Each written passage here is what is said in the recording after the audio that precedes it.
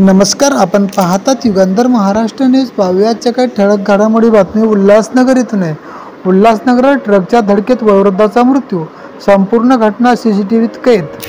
उल्हासनगरच्या camp number 2 मधील गोल मैदान परिसरात एका वयोवृद्ध व्यक्तीला ट्रकने धडक दिल्याने त्याचा जागीच मृत्यू झाल्याची धक्कादायक घटना समोर आली आहे. ही संपूर्ण घटना CCTV कॅमेऱ्यात कैद झाली आहे. एक वृद्ध व्यक्ती रस्ता ओलांडत असताना समोरून येणाऱ्या ट्रकने जोरदार धडक दिली.